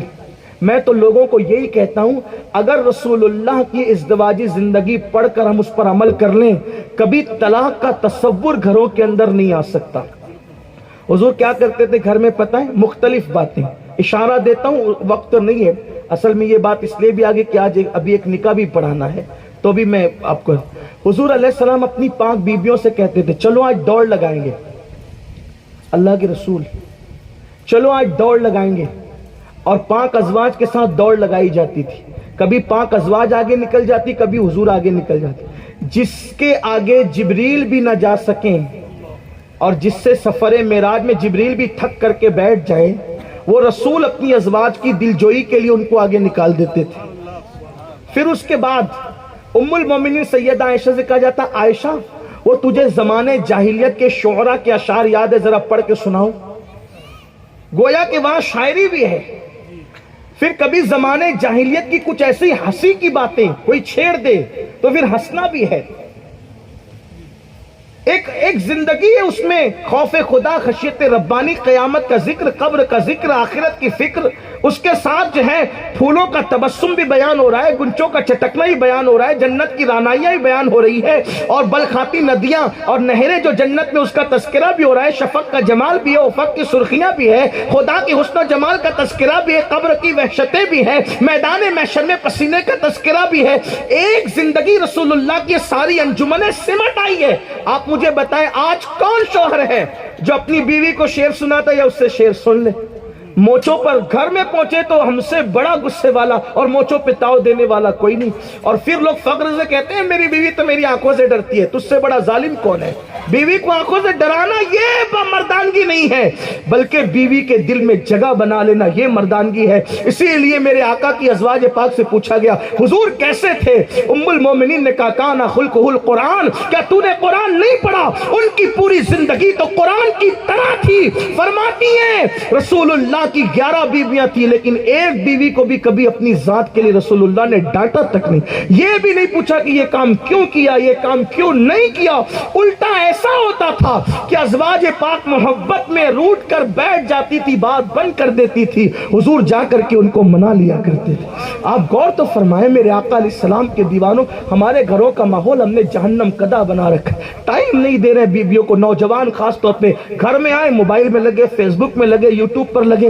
اب آپ مجھے بتائیں زک زک نہیں ہوگی تو کیا ہوگی، تک تک نہیں کیا ہوگی تو کیا ہوگی، عورتیں چڑچڑا پن نہیں کرے گی تو کیا ہوگی، کیونکہ اس کو سونے کے پلنگ پر، وہ گولڈ کے پلنگ پر وہ سکون نہیں ملتا جو شوہر کے ساتھ بیٹھنے میں ملتا ہے، اس کے ساتھ زندگی گزارنے میں ملتا ہے۔ قرآن کہتا ہے لِتَسْكُنُوا إِلَيْهَا، تمہاری بیویاں تمہارے لیے سکون ہے اور تم ان کے لیے سکون ہو۔ میرے عزیز جو سکون تھا، اب لوگ کہتے ہیں مولانا سکون نہیں ملتا، رہے جو سکون تھا وہاں جا کر تو موبائل لے کر بیٹھ گیا، اب بتا تجھے سکون کہاں ملے گا؟ یہ ہنسنے کی باتیں نہیں، یہ سچائی ہے، یہ حقیقت ہے۔ تو بات دور نکل گئی، میں عرض یہ کرنے چلا تھا کہ مسلمان جو ہے گناہوں کو چھوڑے۔ تو ایک بادشاہ اور اس کی بیوی کے درمیان باتیں ہو رہی تھی۔ بادشاہ نے کہا کہ میں جنتی ہوں۔ بادشاہ نے کیا کہہ دیا؟ میں جنتی ہوں۔ اس نے کہا بیوی نے، اب بیوی تو بیوی ہوئی، کسی کی بیوی بیوی ہوتی ہے، تو اس نے کہا تمہارا جنتی ہونے کا ثبوت کیا ہے اور تم کیسے جنتی؟ تو غصے میں آگے کہا اگر میں جنتی نہیں ہوں تو بادشاہ کی بیوی پر 3 طلاق۔ اس بادشاہ نے کہا، اس کی بیوی کے لیے کہا ٹھیک۔ اوہو، اب یہ فیصلہ کون کرے کہ کون جنتی کون جنتی؟ خیر سے ہمارے اسٹیج کے ناظم لوگ اس وقت موجود نہیں تھے، ورنہ وہ تو اسٹیج سے جنتوں کے سرٹیفکیٹ بانٹتے نا، ہو سنی جنتی ہو سن۔ الحمدللہ میرا ہر سنی جنتی ہے، لیکن کچھ خوف خدا بھی تو ہو۔ جس کا ایمان اتنا کمزور ہو کہ فجر کی نماز میں اس کو بستر سے اٹھا کے مسجد تک نہیں لے جاتا، جو ایمان مسجد تک نہیں لے جا سکتا وہ ایمان جنت تک کیا لے جائے گا؟ جنتی تو وہ لوگ تھے کہ رسول اللہ کی ایک آواز پر جو سر کٹانے پہلی رات کی دلہن چھوڑ کر پہنچ گئے، جنہوں نے کلیجے چبوا دیے اللہ کے رسول کی رضا کے لیے. یہ جملے لوگوں کو کڑوے لگتے ہیں. جنت باپ دادا کی نہیں ہے. اچھی طرح یاد رکھنا، اگر اللہ کے امتحان میں نبی کا بیٹا بھی ناکام ہوگا تو اللہ نبی کے بیٹے کو بھی جہنم میں ڈالے گا. یہ سارے کہانی قصے اور یہ سارے دھوکہ خود فریبی نکل آؤ اس سے. اللہ رب العزت کے امتحان میں کامیابی کے بغیر کسی کو جنت نہیں مل سکتی. اگر اس کے امتحان میں نبی کا بیٹا بھی ناکام ہو جائے، اللہ نبی کے بیٹے کو بھی تم اور میں کون ہوں. اسی لیے تو رسول اللہ نے جن کو جنت کی بشارتیں دی تھی نا، وہ بھی روتے تھے وہ بھی روتے تھے، رات بھر روتے. ام المومنین سیدہ عائشہ صدیقہ جس کے بستر پہ قرآن نازل ہوتا تھا، وہ اتنا روتی تھی کہ دوپٹہ نچوڑا جاتا تھا تو ایسا لگتا ہے جیسے دھل کے نچوڑتے ہیں نا پانی کو، ویسے وہ آنسو ان کے نچوڑے جاتے تھے دوپٹے سے، اتنا روتی تھی. کچھ تو ہے نا میدان محشر کہ حضور کی پاک بیوی جس کے لیے سورہ نور کی آیتیں نازل ہوئی، وہ اگر اتنا رو رہی ہے کہ دوپٹہ آنسوؤں سے بھیگ رہا ہے، تو رسول اللہ کی، بلکہ یوں کہوں جس کا شوہر مالک جنت ہو، جس کا شوہر مالک جنت ہو. اور پھر ایک بات کہوں، اگر کوئی کہتا ہے کہ قیامت کے دن شوہر کا ہاتھ بیوی کے ہاتھ میں اور بیوی کا ہاتھ شوہر کے ہاتھ میں ہوگا، تو حضور کی بیویوں کی شان کیا ہے؟ کسی کا ہاتھ بیوی ہونے کے لیے کسی اور کے ہاتھ میں ہوگا، رسول اللہ کی پاک ازواج کا ہاتھ رسول اللہ مالک جنت کے ہاتھ میں ہو، انہیں جنت میں جانے سے کون روکے گا؟ لیکن کچھ تو ہے نا، یہ جو رو رہے ہیں کچھ تو ہے، انہوں نے ہم سے زیادہ اللہ کی رحمت کو سمجھانا، ہم سے زیادہ انہوں نے اللہ کی رحمت کو پہچانا نا. ہم لوگ جو قوالوں سے سن کر کے مزے میں مستیاں اڑا رہے ہیں کہ ہم جنت میں نہ جائیں گے تو اللہ تیری جنت ویران نظر آئے گی. اللہ کی جنت تو آج بھی ویران نہیں ہے، اس کے خود ایمان کا ٹھکانہ نہیں، اور تو اس کی سن کر کے مچل رہا ہے. ام المومنین کا کردار تو دیکھ. ام المومنین سیدہ خدیجہ جو ماں ہے سیدہ فاطمہ کی، جو نانی ہے حسنین کریمین کی، جو ساس ہے مولا علی کی، جو رسول اللہ کی پہلی زوجہ ام المومنین جن کے لیے عرش سے سلام آتا ہے، وہ روتی ہیں اللہ کے خوف سے. ہمیں رونا نہیں آتا، اس لیے کہ ہم تو سمجھ رہے کہ ہمیں تو جنت ملنی بھی ہے. اور رہی صحیح کسر جاہل پیروں نے پوری کر دی کہ تجھے نماز پڑھنے کی کیا ضرورت ہے، مولویوں وہ کیا سمجھتا ہے، ہم تجھے جنت میں لے جائیں گے طریقت والے. اور اس کا خود کا ٹھکانہ کچھ نہیں ہے، اور تم پھول رہے ہو اس پر. نماز کے وقت میں پیر کے پیر دباتے ہو، مسجد میں آتے نہیں. کوئی منصور حلاج کے واقعات بیان کر کے دھوکہ دے رہا ہے، کوئی کسی مجذوب کے واقعات بیان کر کے دھوکہ دے رہا ہے. پتہ ہی نہیں ہے کہ مجذوبوں کے واقعات ہمارے لیے دلیل نہیں ہے. مجذوب کہتے ہی اس کو ہے جس کی عقل ختم ہے، مجذوب کی زندگی لائق عمل نہیں ہے. اور یہ تو میں بڑی ذمہ داری سے کہہ دوں، ہمارے لیے قرآن کہہ چکا لَقَدْ كَانَ لَكُمْ فِي رَسُولِ اللَّهِ أُسْوَةٌ حَسَنَةٌ. ہمارے لیے رسول اللہ کی زندگی اسوہ ہے، آئیڈیل ہے. ہمیں حضور کی زندگی کو دیکھنا ہوگا. آپ مجذوبوں کی زندگی کو آئیڈیل بنا رہے ہو تو تم بھی مجذوب بنو نا. پھر اس کے بعد مجذوب جیسی باتیں کرنا. اس طرح کے لوگوں کو دھوکہ دیتے ہو. کہتے ہیں کہ جو اللہ تک نہیں پہنچا نماز کی ضرورت اس کو ہے. یہ جملہ کہاں تک جا رہا ہے؟ اس کا اثر کہاں تک پہنچ رہا ہے؟ کیا امام حسین اللہ تک نہیں پہنچے تھے؟ واللہ قیامت تک جو بھی پہنچے گا اللہ تک. شاہ عبدالعزیز کو اٹھا کے پڑھو. شاہ عبدالعزیز کہتے ہیں علی اور اولاد علی پوری امت کی مرشد ہے، جس کو بھی اللہ کا قرب ملتا ہے انہی کے وسیلے سے ملتا ہے. شاہ عبدالعزیز کو اٹھا کے پڑھو. فاروق اعظم کی اولاد میں سے وہ یہ بات لکھتے ہیں. اٹھا کے پڑھو شاہ عبدالعزیز کو کہ امت کے لیے مرشد یہ لوگ ہیں. لیکن امام حسین نے آخری سجدے میں جان دی، آخری وقت تک نماز پڑھی کہ نہیں پڑھی؟ کیا وہ اللہ تک نہیں پہنچے تھے؟ آپ مجھے بتائیں. نماز سے چھٹکارا کبھی نہیں ہے. ہاں نماز سے چھٹکارے کی چند صورتیں ہیں، لیکن اللہ بچائے ہر صورت سے. نمبر 1، کوئی پاگل ہو جائے تو اس پہ نماز فرض نہیں ہے. کوئی کافر ہو جائے تو اس پہ نماز فرض نہیں ہے. یا کوئی مر جائے تو اس پہ نماز فرض نہیں ہے. کیا پسند کرو گے؟ عقل ہے کیا پسند؟ پاگل ہونا پسند ہے، مر جانا پسند ہے، اور معاذ اللہ استغفر اللہ کبھی تصور نہیں کر سکتے کافر ہو جانا پسند ہے لوگوں کو. سوچو تو صحیح. اس لیے نماز پڑھو. اللہ نے کسی عبادت کا ذکر قرآن میں 1 بار، کسی کا 2 بار، کسی کا 4 بار، تنہا نماز ہے جس کا حکم اللہ نے پورے قرآن میں 700 مرتبہ فرمایا۔ نماز سے زیادہ کسی اور عبادت کی تلقین اور تاکید نہیں کی گئی۔ وجہ صحابہ کہتے تھے اسی لیے کہ رسول اللہ کے دور میں مسلمانوں کو ہم پہچانتے تھے نماز سے، جو نماز پڑھتا تھا ہم اس کو مسلمان سمجھتے تھے، جو نماز نہیں پڑھتا تھا ہم اس کو مسلمان نہیں سمجھتے۔ آپ غور کریں گے یہ حال تھا، اور جو جماعت میں آتا تھا وہ مومن تھا، جو جماعت سے بھاگتا تھا وہ منافق ہوتا تھا، ہم اس کو منافق سمجھتے تھے جو جماعت میں شریک نہیں ہوتا تھا۔ اٹھا کے دیکھیے آپ صحابہ کی زندگی کو۔ بہرحال بات دور نکلی تو بات کو سمیٹتے بھی ہیں کہ جنت جو ہے نا، جنت کا سرٹیفکیٹ ہم کوئی لے کر نہیں آئے، اور اللہ نے ہمارے نام کے ساتھ کوئی جنت کا وعدہ نہیں کیا ہم سے۔ اس لیے کون جنت میں جائے گا کون نہیں جائے گا امید سے کہا جا سکتا ہے، یقین کچھ بھی نہیں، یقین سے کوئی بات نہیں کی، اور جو یقین سے بولتے ہیں پھر اللہ رحم و کرم فرمائے۔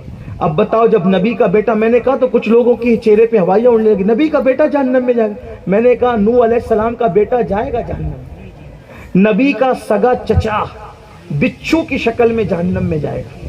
ابو الانبیاء حضرت ابراہیم علیہ السلام کا سگا چچا آزر اللہ کے امتحان میں اس دن ناکام ہوگا، وہ بچھو کی شکل میں جہنم میں جائے گا۔ لوط علیہ السلام کی بیوی، نبی کی بیوی، وہ اللہ کے امتحان میں ناکام ہوگی، وہ جہنم۔ آپ سوچیں تو تھوڑی دیر غور تو کریں، کتنا آسان سمجھا ہے نا جنت کو، کتنا آسان سمجھا ہے۔ اگر کوئی عقل مند آدمی صرف اتنا سوچ لے کہ نبی کی بیوی کسے کہتے ہیں، سوچے تو صحیح نا، نبی کا سگا چچا کسے کہتے ہیں، نبی کا بیٹا کسے کہتے ہیں، لیکن اللہ نے یہ ہمارے امتحان کے لیے اس کی خفیہ تدبیر، اللہ کا اعلان، جو میرے امتحان میں ناکام ہوگا وہ جہنم میں جائے گا۔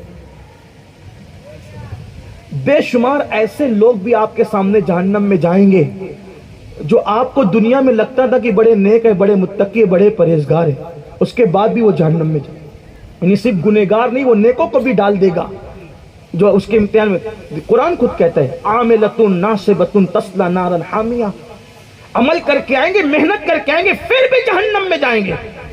جو تمہارے یہاں بہت عزت دار کہلاتے تھے، جن کے تم بہت عزت کرتے تھے، ان میں سے بھی بعض جہنم میں جائیں گے۔ اللہ فرمائے گا ذق انک انت العزیز الکریم، چکھ، دنیا میں بہت عزت دار بنتا تھا، بڑا عزت دار بنتا تھا، یہ چکھ، اور جہنم کا عذاب چکھ۔ کون جائے گا جنت میں، کون جائے گا جہنم میں، کوئی گارنٹی یقین کے ساتھ آپ نہیں کہہ سکتے۔ یہ ہے جنت و جہنم کا فلسفہ۔ تو بہرحال اس وقت تو بادشاہ نے کہہ دیا بادشاہ نے کہ اگر بادشاہ جنتی نہیں تو بادشاہ کی بیوی پہ 3 طلاق، کہہ تو دیا طلاق، لیکن تھوڑی دیر کے بعد جب غصہ گیا، تھوڑا اس کو عقل آئی، بے چین ہوا، خوبصورت بیوی کے بغیر رہ نہیں سکتا تھا، علماء کو بلایا اور بلا کر کے کہا کہ میں نے ایسا ایسا کہہ دیا، کیا ہوگا؟ علماء نے کہا بھائی کون جنتی کون جہنمی، ہم یہاں کوئی فیصلہ نہیں کرتے، کوئی فیصلہ ہم نہیں کر سکیں گے۔ البتہ ایک بہت بڑے امام ہیں، امام اعظم جن کو دنیا کہتی ہے، امام الائمہ، سراج الامہ، کاشف الغمہ، سیدنا نعمان بن ثابت، ہم کروڑوں حنفیوں کے امام اعظم ابو حنیفہ، ان کو کہو یہ وہ مسئلہ وہی حل کر سکتے ہیں، ان کو اللہ نے بہت شعور دیا ہے اور وہ بہت دانائی رکھتے ہیں۔ قاصد گیا ان کے پاس، بادشاہ مسئلہ پوچھنے بلا رہا ہے۔ اب دیکھو ایک عالم، پڑھے لکھے لوگ بہت ہیں لیکن دنیا میں عالم کم ہے، اور عالم کی پہچان ہے انما یخشی اللہ من عبادہ العلماء۔ ہاں، آپ کے آس پاس بھی بہت بڑے بڑے مدرسے ہیں، پڑھے لکھے ہیں، ہم ان کو پڑھا لکھا مانتے ہیں، عالم نہیں مانتے۔ کیوں نہیں مانتے پتہ ہے؟ بڑا مدرسہ ایشیا کا، افریقہ کا عالم نہیں بناتا، عالم تو خدا بناتا ہے، اور خدا عالم کس کو بناتا ہے؟ جس میں یخشی اللہ، اللہ کی خشیت ہوتی ہے، اور جس میں اللہ کی خشیت ہوگی وہ نبی کو اپنی طرح نہیں کہے گا۔ ارے جس کے دل میں اللہ کی خشیت ہوگی وہ تو اپنے بیٹے کو بھی اپنی طرح نہیں کہے گا۔ کیوں؟ اس لیے کہ خشیت یہ کہتی ہے کہ میں سب سے حقیر ہوں، میں کسی کے برابر نہیں ہوں، اس لیے وہ بیٹے کو بھی اپنے سے بہتر سمجھتا ہے، اس لیے کہ وہ کہے گا کہ بیٹا میرے بعد پیدا ہوا، میں پہلے پیدا ہو گیا، اس لیے اس نے مجھ سے کم گناہ کیا، میرا بیٹا مجھ سے افضل ہے، میں بیٹے کے برابر نہیں ہوں۔ خشیت یہ مقام رکھتی ہے۔ یہ بولی کہ نبی ہماری طرح کوئی پڑھے لکھے کی تو ہو سکتی ہے جو نام نہاد پڑھا لکھا ہے، عالم کی نہیں ہوتی۔ آپ کہیں گے عالم کی بولی کیا ہوتی ہے؟ میں کہتا ہوں عالم کو الفاظ نہیں ملتے، سرکار کو کیا کہیں، کیونکہ وہ قرآن پڑھتا ہے نا، یکش اللہ کی منزل پہ فائز ہوتا ہے، تو وہ جھجلا جھجلا کر کے پریشان رہتا ہے کس نام سے ان کو یاد کروں، اس لیے کہ قرآن جب ایک نام پہ نہیں رکتا تو میں ایک نام پر کیسے رک جاؤں۔ قرآن کبھی یا ایھا المزمل کہتا ہے، کبھی یا ایھا المدثر کہتا ہے، کبھی یاسین کہتا ہے، کبھی طٰہٰ کہتا ہے۔ میں لوگوں سے کہتا ہوں نبی یہ پاک کی برابری کا دعویٰ کرنے والوں، مسلکی تعصب کی کوئی بات نہیں، میرا مسلک صوفیوں کا مسلک ہے، عشق و محبت کا مسلک ہے، تعصب کی بات نہیں، لیکن رسول اللہ کے عشق کی بات تلودہ والوں ضرور کر جاؤں گا۔ اگر سمجھ میں آئے تو اللہ کرے تمہاری نسلیں دعا دے۔ یاد رکھنا، آپ مجھے کوئی بتائے نا یاسین کا مطلب کیا ہے، طٰہٰ کا مطلب کیا ہے، آپ مجھے ذرا کوئی بتائے نا۔ آپ کہیں گے یاسین کا کوئی مطلب ہمیں نہیں پتا، طٰہٰ کا کوئی مطلب ہمیں نہیں پتا۔ میں نے کہا نادان، جس کے نام کا ترجمہ نہیں ہو سکتا اس کے ذات کی ترجمانی کیسے ہو سکتی ہے؟ اسی لیے عالم بار بار کہتا ہے کہ الفاظ نہیں ملتے، سرکار کو کیا کہیے، اور وہ جھنجلا جھنجلا کر کچھ کہتا ہے پھر پلٹتا ہے، کچھ کہتا ہے پھر پلٹتا ہے، کچھ کہتا ہے پھر پلٹتا ہے۔ اور عالم کی بولی اگر 14ویں صدی میں دیکھنا ہو تو پھر عالم یوں کہتا نظر آتا ہے، رخ دن ہے یا مہر سما، رخ دن ہے یا مہر سما، یہ بھی نہیں وہ بھی نہیں۔ دیکھو نہیں رک پا رہا ہے نا عالم، کیونکہ اس کے سامنے یاسین طٰہٰ کی مثال، مزمل و مدثر کی مثال ہے۔ کیا رخ دن ہے یا رخ کہتے ہیں چہرے کو، چہرہ ان کا دن ہے، یا مہر سما یا آسمان کا سورج ہے، دن ہے یا آسمان کا سورج ہے، کہہ دیا۔ ان کے چہرے کو کیا کہا؟ دن ہے یا آسمان کا سورج، چھوٹی بات کہی، لیکن پھر دل نہیں بھرا۔ کیوں؟ یہ بھی نہیں وہ بھی نہیں۔ کیوں نہیں؟ سورج ان کے سامنے کیا ہے؟ اس لیے کہ سورج چمکتا کیسے ہے۔ سائنس تو کچھ کہتی، کوئی کچھ کہتا ہے، ہم عشق کے بندے ہم کہتے ہیں نور کی خیرات لینے دوڑتے ہیں محرما، اٹھتی ہے کہ شان سے گرد سواری واہ واہ۔ جب ان کی سواری کی گرد اٹھتی ہے تو چاند و سورج کھڑے رہتے کٹورا لے کر، کچھ گرد مل جائے ہم اپنے چہرے پہ ملے تاکہ ہمیں چمکنے کا شعور مل جائے۔ چاند و سورج کی اوقات کیا ہے؟ اللہ اکبر تو کہتا ہے عالم ربانی جس کے دل میں یکش اللہ کا جلوہ ہے۔ اب میں جلدی جلدی پڑھتا ہوں، کوئی تشریح نہیں کرتا۔ رخ دن ہے یا مہر سما، یہ بھی نہیں وہ بھی نہیں، شب زلف یا مشک خطا، ان کی زلف رات ہے یا خطن کا مشک ہے۔ پھر کہتے یہ بھی نہیں وہ بھی نہیں، بلبل نے گل ان کو کہا، قمری نے سروے جاں فضا، حیرت نے جھنجھلا کر کہا یہ بھی نہیں وہ بھی نہیں۔ خورشید تھا کس زور پر کیا بڑھ کے چمکا تھا کمر، بے پردہ جب وہ رخ ہوا یہ بھی نہیں وہ بھی نہیں۔ دونوں بھاگ گئے، دونوں بھاگ گئے۔ کب؟ جب بے پردہ۔ کس طرح اشارہ ہے پتہ ہے؟ کس طرح اشارہ ہے؟ حضور کو جب پیدا کرنا ہوا، حضور کو جب پیدا کرنا ہوا، رات کہتی تھی میرے اندر آئے، اور دن کہتا تھا میرے اندر آئے۔ رات میں ہوتا چاند، دن میں ہوتا سورج۔ دونوں کی مانگ تھی، میرے اللہ کی شان ہے ادعونی استجب لکم، دینا تو بھیک سب کو ہے۔ تو کہا آئیں گے ایسے وقت میں، لیکن یہ دونوں تاب نہیں لا سکیں گے، تو ان کا بھی تو معاملہ ہے۔ رات کو آئیں گے تو چاند کا معاملہ ہوتا ہے، دن کو آتے تو سورج کا معاملہ ہوتا ہے۔ محبوب آئے گا صبح صادق میں، کیوں خورشید تھا کس زور پر کیا بڑھ کے چمکا تھا کمر، بے پردہ جب وہ رخ ہوا صبح صادق تھا یہ بھی نہیں وہ بھی نہیں۔ دونوں غائب ہیں، یہ بھی نہیں وہ بھی نہیں۔ جب وہ بے نقاب ہوئے تو ادھر سے دونوں بھاگے، اور جب معراج میں گئے تب بھی بے نقاب ہوئے۔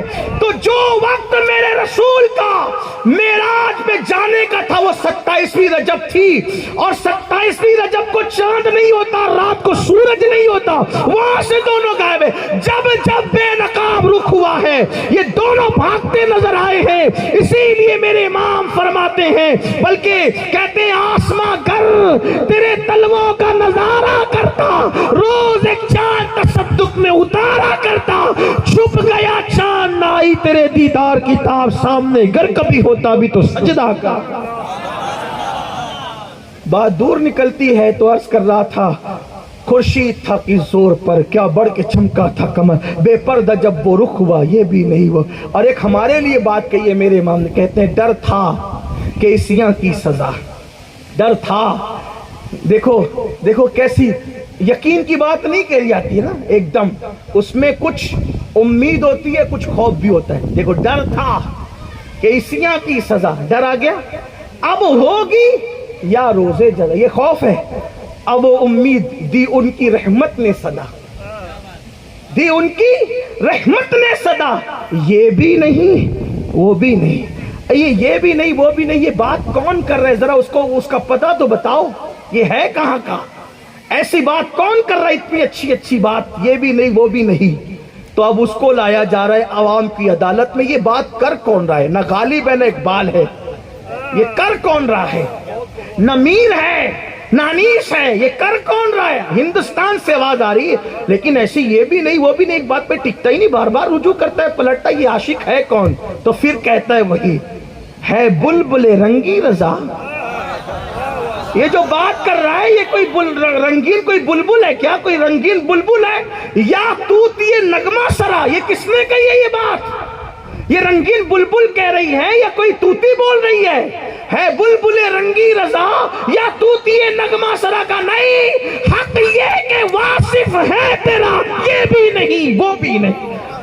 اور پھر یہ کون کہتا ہے؟ کہتا سرور کہو کہ مالک و مولا کہو, باغ خلیل کا گل زیبا کہو, ہرما نصیب تجھے امید گئے کہوں, جانے مراد کانے تمنا. تو پتہ ہے تلودہ والو, یکش اللہ جہاں ہوگا وہاں برابری کا دعویٰ نہیں ہوگا. جہاں یکش اللہ ہوگا وہاں نبی کے نام پر اٹھنے میں کوئی تاخیر نہیں ہوگی.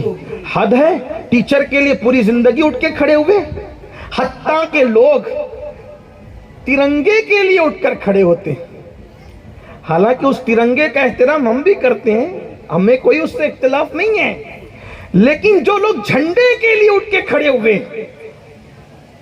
وہ لوگ کہتے ہیں نبی کے نام پہ اٹھنا تو شرک ہے. میں کہتا ہوں واہ, ملک کے جھنڈے کے لیے کھڑے ہو گئے اور جس کے صدقے میں سارے ممالک کو خیرات ملی اس کے لیے کب کھڑے؟ میرا امام کہتا ہے, اب بڑے مزے میں کہتا ہے, آنکھیں ملنا, جھنجلا پڑنا, لاکھ جمائی انگڑائی, نام پہ اٹھنے کو لڑتا ہے, اٹھنا بھی کچھ گالی ہے.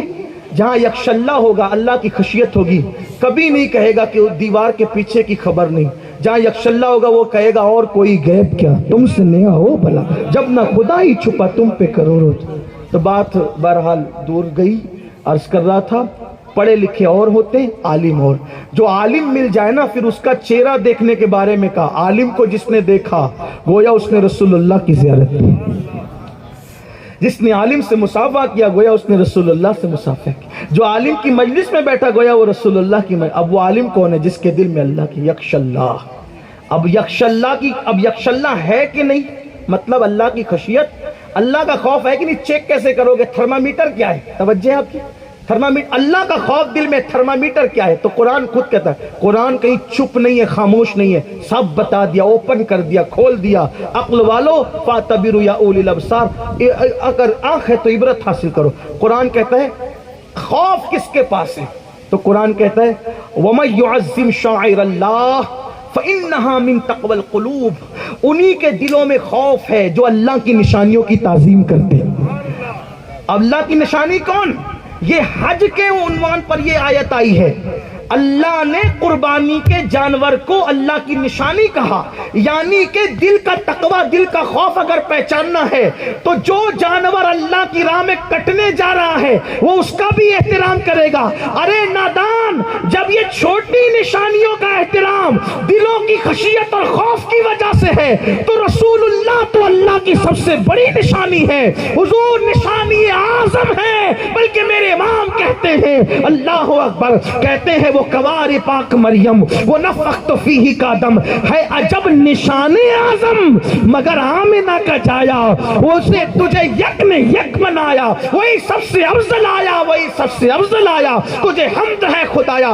تو حضور اللہ کی سب سے بڑی نشانی ہے. اب کس کے دل میں تقوی خوف ہے یا نہیں ہے اس کو جانچنا ہے تو دیکھ لو. حضور کی جتنی تعظیم کرتا ہے اتنا زیادہ اللہ سے ڈرنے والا ہے, اور حضور کی جتنی بے ادبی کر رہا ہے اتنا زیادہ یہ اللہ کے خوف اور خشیت سے دور ہے. اسی لیے ہمارے یہاں تو حضور کی نالین کو بھی چپل جوتا نہیں کہتے, ہم نالین شریف کہتے ہیں. حضور کے بال مبارک کو بھی بال نہیں کہتے بلکہ موئے مبارک شریف کہتے ہیں. لوگ ہمارا مذاق اڑاتے ہیں, پھر نام محمد آتا ہے تو ادب سے انگوٹھا چومتے. لوگ مذاق اڑاتے ہیں, ہم کہا کچھ بھی کرو اس لیے کہ یہ دلوں کی خشیت کی وجہ سے. کچھ لوگ یہ بھی کہتے ہیں آج کل کے نوجوان, مولانا یار آپ لوگ بہت پرانی بات لے کر کے بیٹھے ہو, یہ انگوٹھا چومنا آپ کہتے ہو کہ آدم علیہ السلام کے انگوٹھے میں رسول اللہ کا نور دکھا تھا, انہوں نے چوم لیا. اچھی بات ہے, سمجھ میں آ گئی, میٹر کلوز ہو گیا. آپ کی انگلیوں میں کون سا نور نظر آتا ہے جو آپ چومتے ہو؟ میں نے کہا میرے عزیز ابھی حج کا موسم شروع ہو گیا, سب حج کو جائیں گے. ابراہیم علیہ السلام کو شیطان نظر آیا تھا, انہوں نے پتھر مارا تھا, ان کو نظر آیا تھا شیطان پتھر مارا. تمہیں کون سا شیطان نظر آتا ہے؟ اگر دکھے تو ذرا مہربانی کر کے ہمیں بھی دکھائیں. ہم 7 پتھر اپنی طرف سے بھی ماریں گے, 7 آپ کی طرف سے ہی مار دیں گے. اس لیے کہ بہت دن سے ڈھونڈ رہے اس بدماش کو, پوری امت کا خاص سر جو ہے وہ معاملہ خراب کر رکھا ہے, فرقے پیدا کر رکھا ہے امت کو. ذرا مہربانی کریں ہمیں. تو نہیں مولانا نظر نہیں آتا, پھر کیوں اس کو مارتے ہو؟ کون ہے وہ؟ کہا کہ حضرت ابراہیم علیہ السلام کی یاد کو زندہ کرتے ہیں اور ہمیں ثواب ملتا ہے. میں نے کہا واہ, ایک نبی کی یاد کو زندہ کرو تو ثواب مل رہا ہے اور دوسرے نبی کی یاد کو زندہ کرو تو شرک ہو رہا ہے. آخر کیسی بات ہے؟ جب تمہیں وہاں شیطان نظر نہیں آتا, صرف تم یاد تازہ کرتے ہو ابراہیم کی, تو ہم بھی یاد تازہ کرتے ہیں حضرت آدم اپنے باپ کی وہ محبتوں کی نسبتوں کی یاد تازہ کرتے ہیں. یہ باتیں ہیں. دیکھو علم کی طرف آؤ گے تو سب ملے گا. بہرحال بات دور نکلی اور بات وقت پہ ختم کرنی تھی, لیکن اس کو جلدی شارٹ کرتا ہوں. آپ بھی سوچتے ہوں گے کہ یہ جلدی کے چکر میں پھر دیر کرتے ہیں. دیکھیے میں آپ کو پہلے ہی بتا دیتا ہوں, آپ نے شاید سنا بھی ہوگا مجھ سے, میں کوئی باضابطہ پڑھا لکھا خطیب نہیں ہوں. جو خطیب مقرر لوگ ہوتے ہیں نا وہ اصول کے تحت چلتے ہیں, لیکن ایسا میرا معاملہ ایسا نہیں ہے. مجھے جو بات یاد آتی ہے میں وہ کہہ کے پھر آگے بڑھتا ہوں, کیونکہ میرا مقصد تقریر کرنا نہیں ہے, آپ کی اصلاح کرنا. ہو سکتا ہے کوئی جملہ آپ کی زندگی میں داخل ہو جائے, آپ کی اصلاح ہو جائے اور میرا بھی بیڑا پار ہو جائے. تو یہ بات ہوئی کہ کہا کہ اگر بادشاہ جنتی نہیں تو بادشاہ کی بیوی کو 3 طلاق. سب سے پوچھا, کوئی بتا نہ سکا تو کہا بلاؤ امام اعظم کو. امام اعظم عالم تھے, یکش اللہ. امام اعظم نے قاصد سے کہا مسئلہ بادشاہ کو پوچھنا ہے اور میں جاؤں اس کے گھر پہ؟ میں نے نہیں جانا, جس کو مسئلہ پوچھنا ہے وہ میرے گھر پہ آؤ. کس کو کہا؟ بادشاہ کو. یہ جرأت ہوتی ہے اللہ کا خوف رکھنے والا. ہاں, جس کے دل میں اللہ کا خوف ہوگا اس میں یہ جرأت ہوگی, بڑے بڑے حاکموں کو پانی پلائے گا وہ. اور جہاں اللہ کا خوف نہیں ہوگا تو چاپلوسی کرے گا. اللہ کی خشیت نہیں تو چاپلوسی ہوگی. کیا ہوا؟ بادشاہ کو کہو ان کو ضرورت ہے وہ مسئلہ پوچھنے آئے. بادشاہ کو آنا پڑا. بادشاہ آئے, کہا کہ ایسا ایسا کہہ دیا, بس اب کوئی بتا نہیں پا رہا کہ میں جنتی ہوں کہ جہنمی. امام اعظم نے کہا میں بھی پورے یقین سے کچھ نہیں کہہ سکتا, لیکن کچھ تم سے پوچھنا چاہتا ہوں. دیکھو گناہ سے بچنے کی برکت کتنی ہے, گناہ سے بچنے کی برکت کتنی ہے. تم سے کچھ پوچھنا چاہتا ہوں. بادشاہ کا پوچھو. برا نہیں مانیں گے؟ نہیں مانیں گے. آپ اپنی جوانی کا سب سے حیرت انگیز واقعہ بتاؤ. اور سب سے حیرت انگیز, انتہائی حیرت انگیز واقعہ اپنی جوانی کا بتاؤ. بادشاہ نے کہا حضرت میں تو بادشاہ ہی ہوں, شہزادہ تھا بادشاہ بن گیا, پوری زندگی حیرت انگیز. کہا سب سے حیرت, سب سے زیادہ حیرت والی. اس نے کہا ایک واقعہ ہے جس کو کسی کو بتایا نہیں, میرے ماں باپ بھی نہیں جانتے, میری بیوی بھی نہیں جانتی, میرے بچے بھی نہیں جانتے. وہ ہے میری شروعات کی جوانی کا, لیکن میں ایک بوڑھی کنیز جانتی اور میں جانتا ہوں, کوئی نہیں جانتا. کہا وہ بتاؤ کیا ہے؟ کہا کہ میری خالہ کی بیٹی تھی, بہت خوبصورت تھی, حسین و جمیل تھی, اور میں اس سے پیار کرتا تھا, محبت کرتا. اور میرے اندر ایک تمنا تھی, ایک اندر سے تڑپ تھی کہ مجھے جب بھی موقع ملے گا میں اس کے ساتھ زنا کروں گا, بدکاری کروں گا, اس پہ کنٹرول پالوں گا تو اس کے ساتھ بدی کروں گا. لیکن بہت عرصہ ہوا میں نے کوشش کی اس کو پانے کی، نہ پا سکا۔